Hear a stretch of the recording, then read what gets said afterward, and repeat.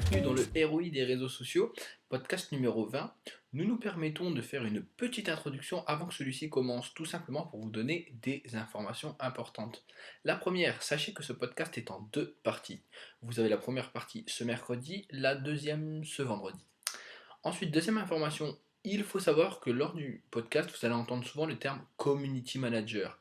Comme celui-ci prenait beaucoup de place, on l'a résumé à C.M, afin que vous puissiez comprendre toutes les balises d'informations que vous allez trouver. Nous vous souhaitons un bon visionnage, nous attendons vos commentaires, à très bientôt. Bonjour, bienvenue au blog du ROI des réseaux sociaux. Aujourd'hui, je vais vous présenter encore une grande intervenante montréalaise que j'ai eu l'occasion de découvrir au Podcamp de Montréal, Mademoiselle Nelly. Bonjour Nelly. Bonjour. Est-ce que tu veux bien te présenter s'il te plaît? Oui, tout à fait. Je suis Nelly Bruyère. Je m'occupe des réseaux sociaux pour Art TV, qui est une chaîne canadienne de culture et d'art qui est spécialisée en fait. Je suis aussi une grande podcasteuse. En fait, j'ai un podcast qui s'appelle Lada et Georges, qui est un peu une espèce entre la fiction et le magazine. Oui, je dirais ça. Puis on traite d'art émergent, mais surtout de musique émergente et locale. Et je suis aussi membre des fondateurs d'un groupe qui s'appelle Mieux le contenu. Et il s'agit en fait d'un groupe de community managers, mais pas des gens qui travaillent pour des agences, c'est vraiment des community managers qui sont engagés à temps plein pour des entreprises.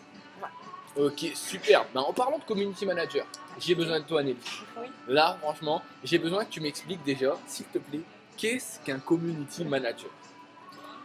Un vrai, hein, et Oui. pas une définition. Hein. Non, ben un community manager, c'est quelqu'un qui va s'occuper, quand on a un produit ou une entreprise ou même une œuvre, on a des gens qui vont consommer ces produits ou ces œuvres, n'est-ce pas? D'accord. Et ces gens-là sont une espèce de communauté, en fait. Et puis, le community manager est en relation, nourrit, entretient, alimente et rend cette communauté-là cohérente, en fait. Il l'anime. Ce qui fait que, en fait, c'est la relation entre l'entreprise, le produit, l'idée et les consommateurs éventuels. Mais ça va plus loin que c'est pas un agent de promotion ou un agent de communication, parce qu'il y a vraiment un engagement. Parce que justement, ces gens-là, je vais donner un exemple concret par rapport à ce que moi je fais. D'accord, ouais, bien sûr. Comme Art TV, nous, on diffuse toutes sortes de shows. On a des shows dont on est producteur. Je vais donner un exemple. On a un show qui s'appelle C'est juste la TV, où on critique la TV. On a des analystes qui critiquent ce qui est diffusé à la télé dans la suite. On s'est rendu compte qu'il y avait une communauté de gens qui aimaient ça faire ça. Oui. Puis, dans les médias sociaux, un peu partout, ben moi, je les alimente puis je les mets en relation. Des fois, ils se parlent tout seuls, là. Ouais, t'as rien à faire? Voilà, j'ai rien à faire. Non, parce que je réoriente la conversation. Je la garde positive. En fait, le but, c'est de générer des conversations positives par rapport à mon show, qui est C'est juste la TV, ou à Art TV, qui est ma marque. Le but, c'est que les gens s'identifient à la marque, se sentent sentent qu'ils en font partie parce que c'est une communauté. Fait qu'en fait, on s'établit comme animateur de la communauté, mais c'est vraiment des communautés, donc il faut vraiment en faire partie. Oui, c'est ça. C'est pas quelqu'un d'extérieur ou quelqu'un. C'est pas tu vas donner des ordres ou tu vas juste donner des informations. Exactement. C'est exactement ça. Mais par rapport à ça, c'est ça que je veux te demander. Est-ce que tu penses que dans une entreprise, un stagiaire ou une personne. Non, je sais ce que tu veux. tu vois ce que je veux dire? Est-ce qu'un stagiaire ou une personne genre qui va prendre un quart d'heure de son temps, qui sait comment on fait une page Facebook, peut être ou se dire community manager? Non, absolument pas. Parce que je pense que la première qualité d'un community manager n'est pas nécessairement de savoir comment fonctionne Facebook. Vraiment, là, c'est sûr qu'il faut le savoir, mais ce n'est pas la première qualité. C'est vraiment quelqu'un qui comprend cet esprit de communauté, cet esprit de conversation, et c'est surtout quelqu'un qui connaît très bien le produit. Si vous prenez un stagiaire, premièrement, qui ne connaît pas bien votre produit, c'est pas une bonne idée. Même s'il connaît bien votre produit, il faut que vous soyez sûr. C'est presque plus important que votre... En tout cas, ça, c'est mon avis. Que votre directeur des coms, parce que cette personne-là représente votre image. Et qu'est-ce qu'il y a de plus important pour une compagnie que son image de marque? Oui, bien sûr. Vous mettez cette personne-là, là, puis vous lui donnez tout pouvoir dans la gestion de votre image de marque. C'est pas rien. Alors, est-ce que vous donneriez ça au premier stagiaire venu? Il me semble qu'il y a comme d'autres étapes avant. Ouais, moi, je suis d'accord avec toi sur ça, là, c'est sûr. J'approuve. Oui. Maintenant, par rapport à ça, est-ce que tu pourrais me dire selon toi, les missions qu'a un community manager? Parce que tu m'as parlé d'animer, d'interagir. Je pense qu'il y a aussi un côté peut-être de création de communauté, parce que c'est pas, Ouais. tu l'as pas tout de suite comme ça là, jusqu'à preuve Non. du contraire, c'est pas une base de données qu'on donne, Non. tiens, à la communauté. Mais il y en a qui ont un produit, qui a des communautés qui existent déjà. D'accord. Là, c'est d'aller les chercher, mais il y en a que tout est à créer, effectivement. Là. D'accord, ok. Puis, l'émission, en fait, où il a créé les communautés, effectivement. Puis pour ça, ça demande d'aller chercher, d'aller voir ce que vos concurrents font. Est-ce qu'il existe déjà des communautés sur le web, de les mettre ensemble ou d'aller annoncer, d'aller faire connaître à ces gens-là qu'il y a un endroit où ils peuvent discuter, être en relation, que ce soit Facebook, Twitter, le blog, etc. Mais il y a plus que ça. Il y a tout. Il faut avoir une stratégie, une vision à long terme sur c'est quoi les objectifs de votre produit, puis y aller en fonction de ça. Si par exemple vous vous dites, hey, moi je veux rajeunir mes clientèles, mettons, ben déjà allez sur les médias sociaux. Ouais, c'est beau. Allez sur les médias sociaux, ça va vous aider parce que c'est sûr qu'en ce moment il y a une plus grand, il y a plus de jeunes sur les médias sociaux, disons. Ou, par exemple, votre objectif. Regardez vos objectifs, puis en fonction de ça, bien, orientez vos créations de communauté, vos animations de communauté, mais en n'ayant pas que ça en tête, parce qu'il faut être à l'écoute. Une fois que vous ouvrez des communautés ou que vous en faites partie, parce que vous en faites partie, bien, il faut être à l'écoute, parce que ça, c'est une autre mission du community manager, c'est d'être à l'écoute et de s'arranger pour que ce soit écouté. Moi, quand j'ai des gens qui réagissent dans Twitter, par exemple, on me bombarde de commentaires par rapport à une publicité, ben je cours dans le bureau des coms, dans le bureau de la DG de la chaîne pour dire, bon, ben là, les gens ils disent ça. Qu'est-ce que je leur réponds? Qu'est-ce qu'on fait? Puis la chaîne va prendre ça en considération parce que c'est ça, aller dans le 2.0. C'est d'être en relation avec vos communautés, mais pour que ces communautés-là restent vivantes puis vous considèrent comme faisant partie d'eux, ben il faut les écouter. C'est vraiment un dialogue. Donc ça veut dire que pour les entreprises, elles doivent être capables de prendre en compte les remarques qui peuvent être des fois négatives de la part des consommateurs. Parce que tu sais, dans certains cas, c'est positif, c'est sûr, mais il y a des moments, tu sais très bien que les gens vont pas être d'accord ou quoi. Et là, dans ces cas-là, il faut savoir pouvoir les prendre en compte. Oui, tout à fait. Puis ça, c'est bien, c'est une autre des missions du community manager, la modération. Okay. Parce que vous allez avoir des gens qui sont des trolls, qu'on appelle, là, qui font juste se créer des pseudonymes puis qui bâchent sur...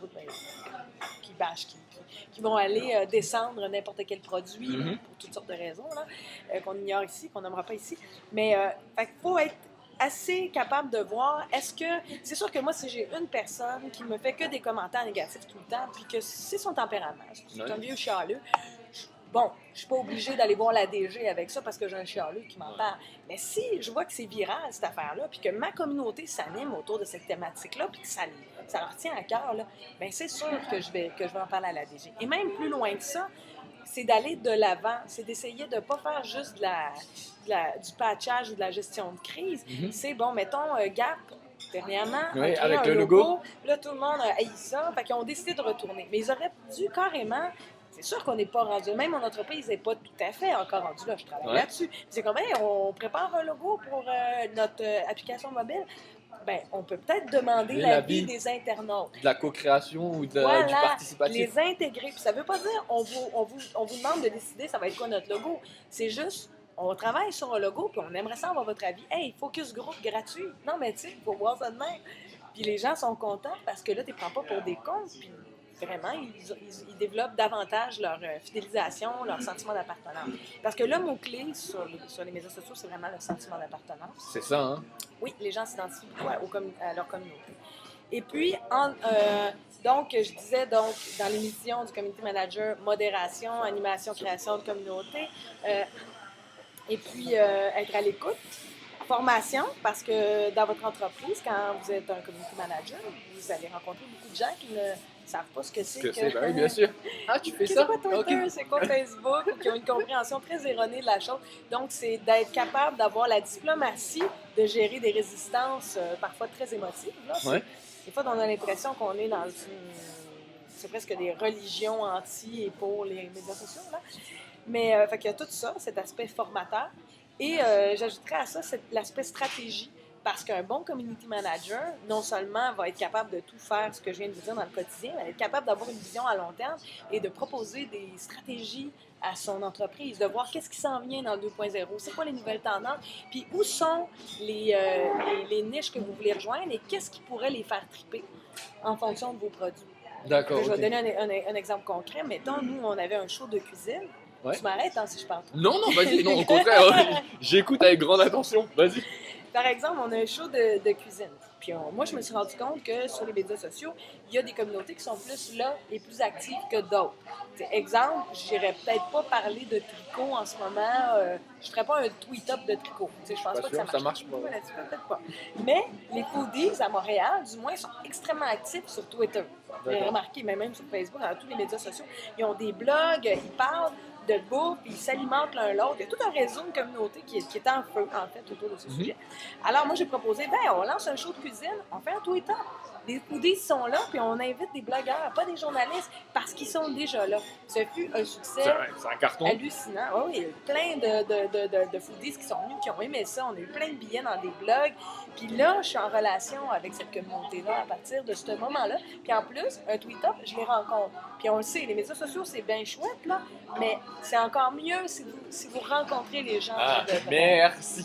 C'est vraiment important parce que cet aspect-là, souvent on l'oublie dans les médias sociaux. On pense que ça se fait que sur le net et malheureusement non. C'est les deux. Le relationnel, l'humain est aussi important. Oui, tout à fait. C'est pour ça que la première qualité d'un community manager, je reviens à ce que je disais tantôt, c'est pas de connaître les fonctionnalités de Facebook, mais c'est d'être un communicateur. C'est quelqu'un qui a un esprit de collectivité, qui a un esprit de communauté et qui aime communiquer et être en communication avec les autres. C'est comme un relationnisme, mais un peu plus communautaire. Mettons. Règle numéro 1. Merci. Le plus important. Alors.